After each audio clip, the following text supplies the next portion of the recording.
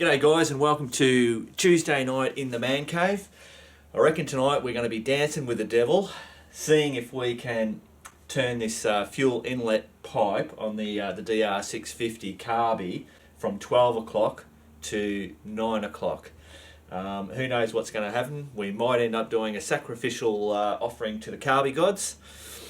Anyway, I suppose we're going to find out. Now before we do that, I've got a little thing. I've got a little, what can I say? I've got a bit of a funny thing to do, and it's all about the carby gods and appeasing them to make this happen the way that we want it to happen. So in order to do that, I've got to turn out all the lights. Anyway, look, let's do it.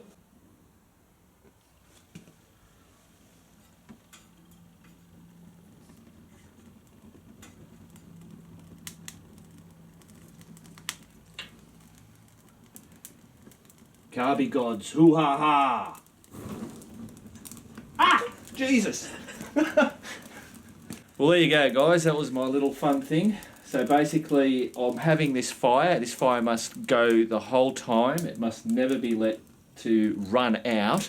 Otherwise, the carby gods will be very unhappy with me until we get that pipe done. Cool. Alright guys, so I'll tell you what else is coming up in the video. I've got a few little things to recap on these gotcha straps that I missed doing last week. I just want to mention about what time I upload the videos on a Tuesday. I always do it at the same hour, and it's different for different countries with the time zone, so I want to just touch base on that with you guys. I'll be letting you know about the new video series, Shit Easy Motorcycle Camp bloody cooking. We'll be doing the usual comments and responses, and of course I'll let you know what we're going to be doing next week. I'm hoping I've got enough bloody wood to keep this fire going until we get that job done, so we better get into it. Alright guys, so here's the deal. So what we're doing is turning that pipe, the little inlet pipe. So this pipe is what the tank has a rubber hose and connects to this pipe on the carby, and that's what feeds the fuel into the carby.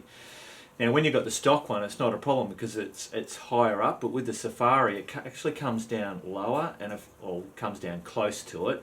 But because we have a rubber hose, it has to bend up and over, which means that you're not getting all the petrol from out of the Safari tank. So we want to turn that from 12 o'clock to 9 o'clock, which means that we'll be able to get every skerrick of petrol out of that Safari tank, which is a good thing for, you know, if you hit reserve and you've got to then try and get to a service station, well, you're not going to have much left in your reserve. I don't know what the figure is, but anyway, yeah. So what I've done is I've taken the two side, to get it to this stage here. You could have maybe had a shot at doing this without taking the Safari tank off, but I just thought it would be a whole lot easier, especially when I've got you guys there on that. It sometimes can get a bit bloody hard to get around things.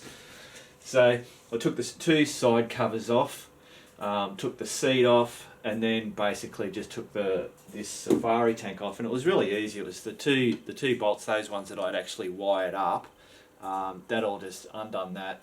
There's two bolts here, take those out, and then obviously the pipes just disconnected the little rubber pipes. That was most probably the hardest part, man. They took quite a bit to bloody pull them off.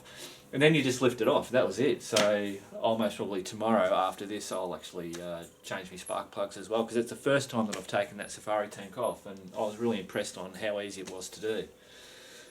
Alright guys, I'm just going to show you, I found actually Billy, one of the guys that came on the Tilpa Pub expedition ride a little while ago now, when he commented on Facebook to me saying that Ken, who was also on that road, you know Ken from the Simpson Desert Ramble ride, Ken had mentioned to Billy about a little filter sitting in this pipe. So then Billy's now relayed to me that, and I thought, wow, look, I can see it there. So I'm going to show you that. Bloody hell, guys.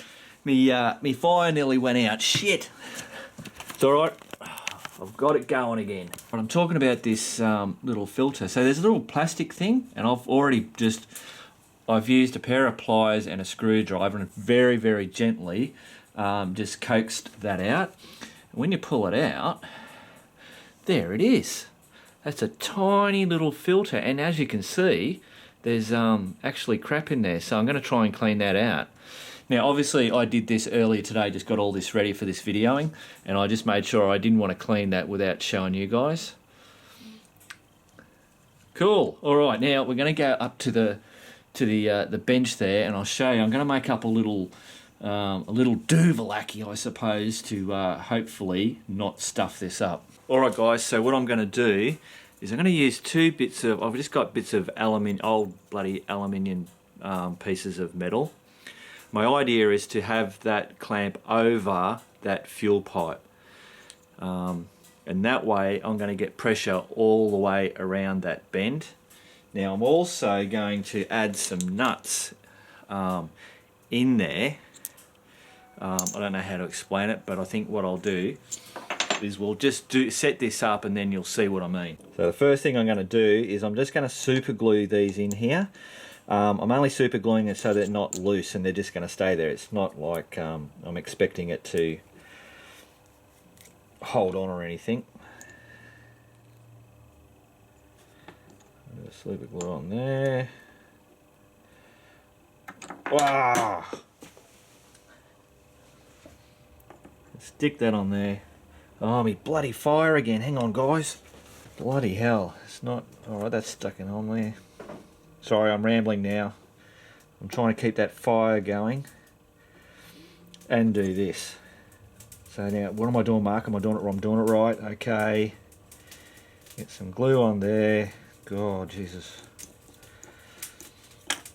Ah! Stick that on there, and I'm hoping that's going to work. Ah! Damn, get off. Hopefully I don't stick that to the bloody thing. Alright, cool, let's sit that there. Man, I tell you what, that fire goes out so bloody quick. Must keep it going. Alright guys, so I've got Nay helping with the bloody camera because I'm trying to feed a fire, trying to bloody do all this and set it all up. And of course she wants to see this happen anyway. So I've got that like that. It's not perfect. Up the top part it's starting to pull apart, but anyway, I'll show you how this is going to go on here. So we've got our pipe there, and this is going to go over like that. So it's going to hold the bottom curvy part and also the top part, and hopefully when I get the shifter on here, that's going to hold the whole thing nice and secure. Cool bananas. Now what I've got to do is get some heat onto that carby. Cool.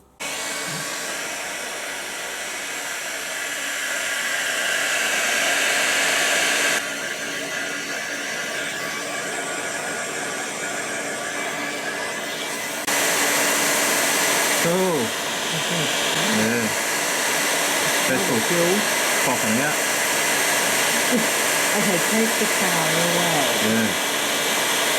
You can see the petrol's bubbling out of it.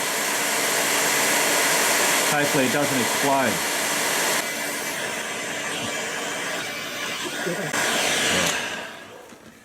Oh my gosh.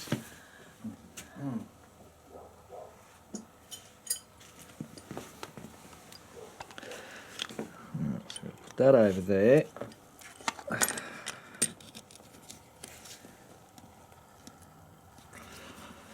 I've got to do this on an angle, I think.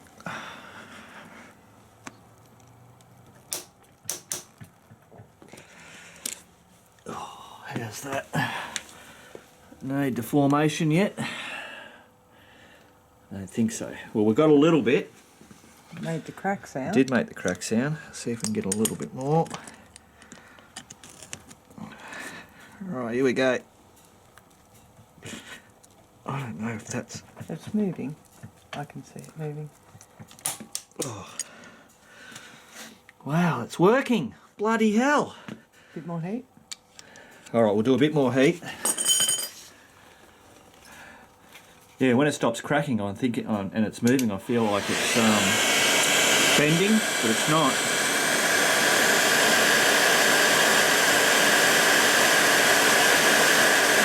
Oh, I'm bloody excited.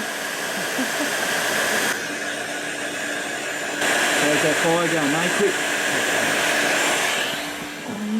Sweet Jesus.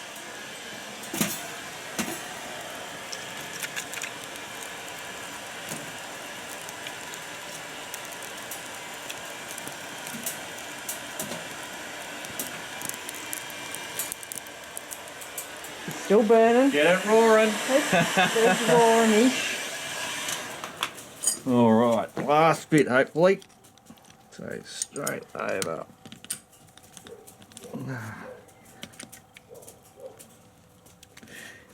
All right, here we go again. Bloody brilliant. What do you reckon? I reckon that's enough. I'd go a fraction Little bit more? Fraction Oh. more. If I bust it now. It's your fault. Oh, look at that. That's better. Yeah. Yep, excellent. Bloody fantastic. Oh my God. That is so cool. Excellent. How's that, guys? That's bloody amazing. So obviously appeasing the carby gods worked. So make sure if you're going to tackle this job, set yourself up one of these. It's a must do. Now I reckon heating that carby with the heat gun is definitely, so when I added the heat to it again, you heard it doing the cracking. So I reckon that's a big thing. Doing this, I mean, essentially that's just kind of like working out, having the same as the shifter, but it just covers that whole pipe because the pipe runs through there, and you can put it on a bit of an angle. It just grabs that whole pipe and supports that whole pipe for when you want to turn it. So yeah, that worked out really well, and that was just a couple of bits of metal lying around and a couple of nuts, so that was nothing. Yeah, bloody, I'm on a high. All right, let's get into the rest of the video. Actually, something else I should mention is that my bike's an 09 model. When you do a lot of reading up, it seems like it's a bit of a hit and miss job. It's worked for me. Now, whether that was going to work for me, whichever way I went, who knows.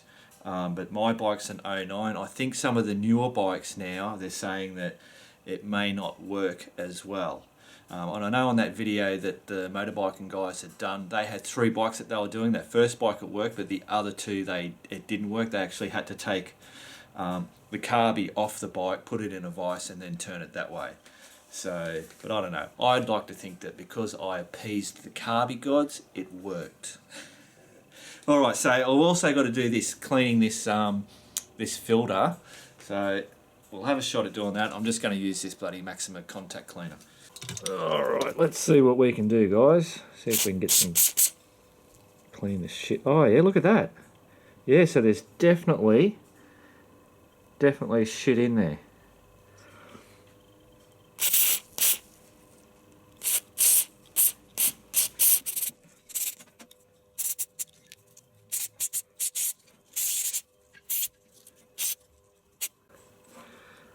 Look at that, you can see the stuff coming out.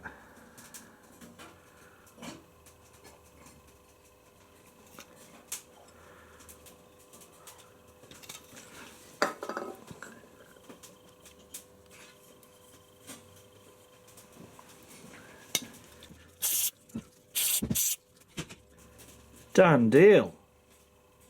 Alright guys, so I'll just try and, it's hard to see whether, but yeah, you can see that that is now totally clean. So there was actual gunk in there, it wasn't just a discoloration. So yeah, that's it. If you're doing this job, give that a clean out. So I'll show you how it goes back in. So simply it just sits in there. Now hopefully I can just push this straight in. Oh. I'll just get something to give that a bit of a tap in. I'll just use a screwdriver hopefully. Oh, there you go. Beautiful, look at that. Done.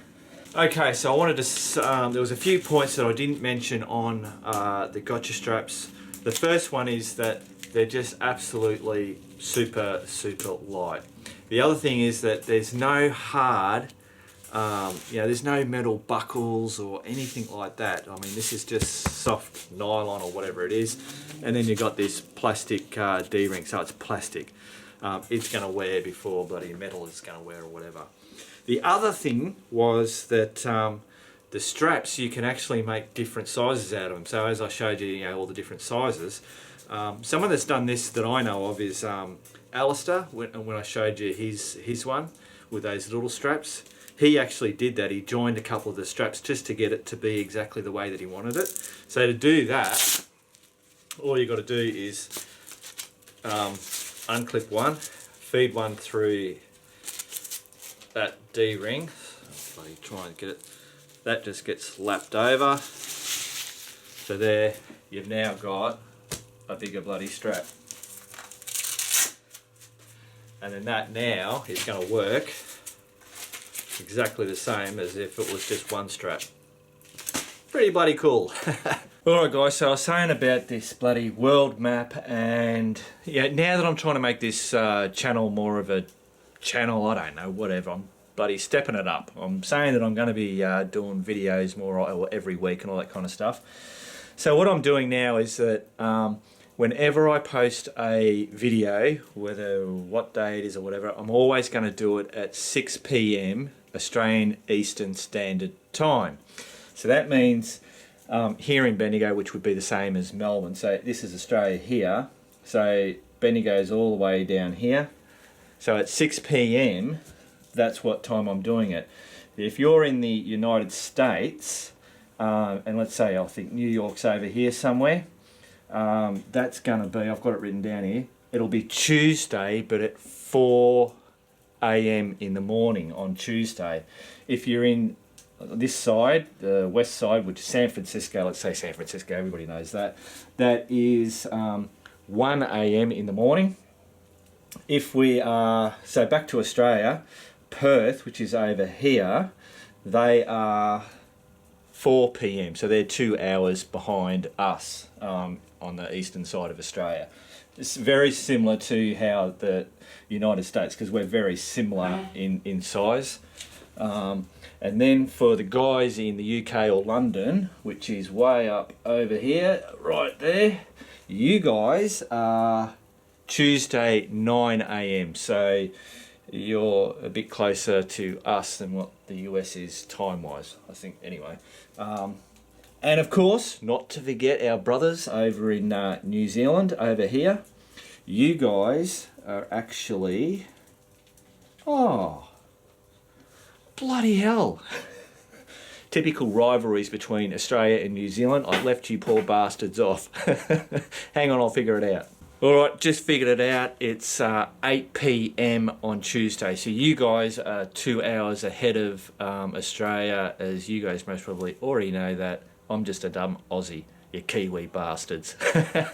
Alright guys, so we've got the Shit Easy Motorcycle Camp cooking video series that we're talking about. I've got the first one coming out this Thursday, and as we're talking about those times, it's going to come out at 6 PM Australian Eastern Standard Time on this Thursday coming.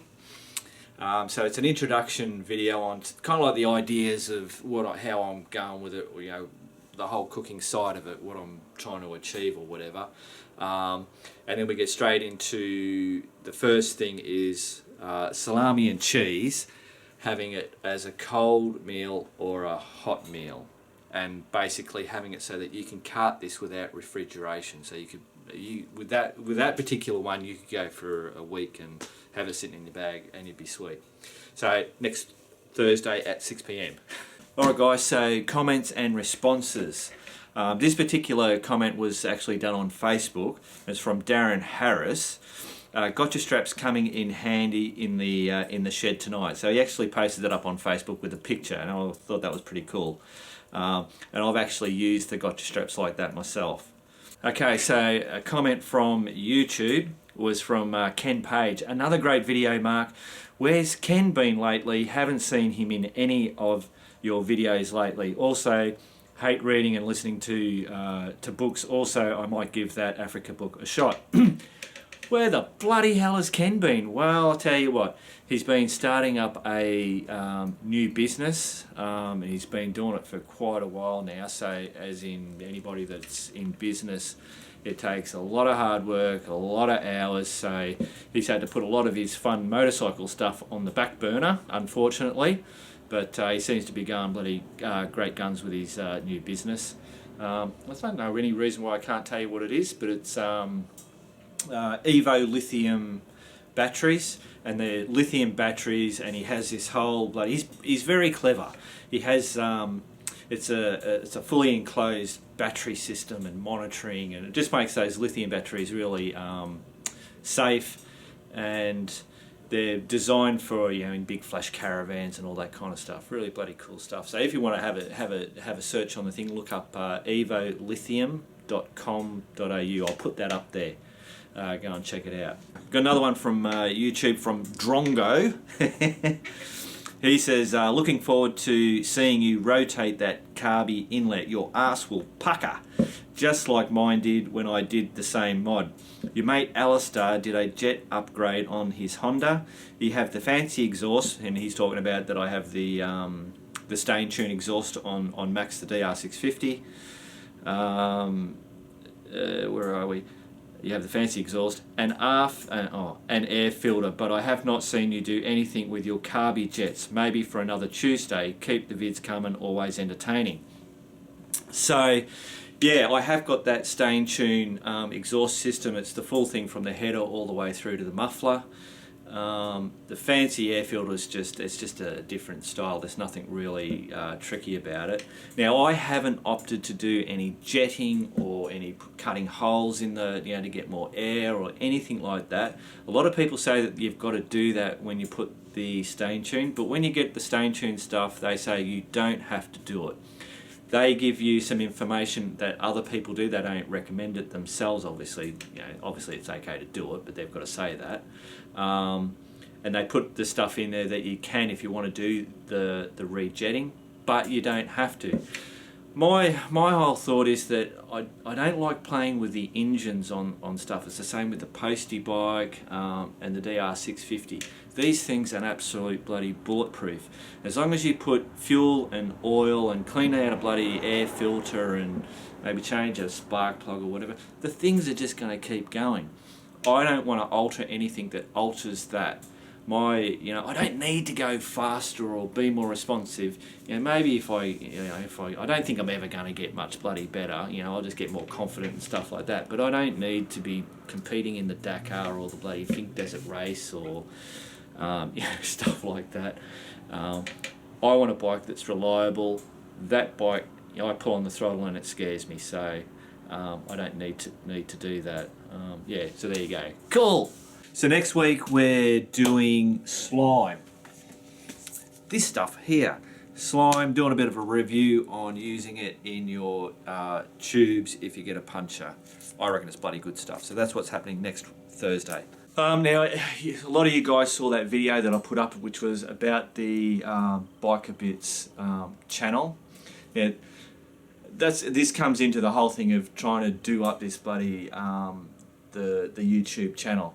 I mean, for years, from the behind the scenes, anybody that's got a channel, YouTube says you should do a channel trailer video, and you should do this and you should do that, and it's like I just been putting bloody videos up. So as I said, I'm trying to change that around. And so I put that video up, and basically that video should show up if someone comes to my channel and they're not subscribed, they'll get shown that video. Is what I believe. So that's basically what that was for. But yeah, you guys bloody gave me a really good response out of that, and I was bloody rapt to read all that stuff. That was really fantastic. Alright, so my fire is it. That's it. I've used up all the wood. We're just down to bare embers, so I must say, keep on riding.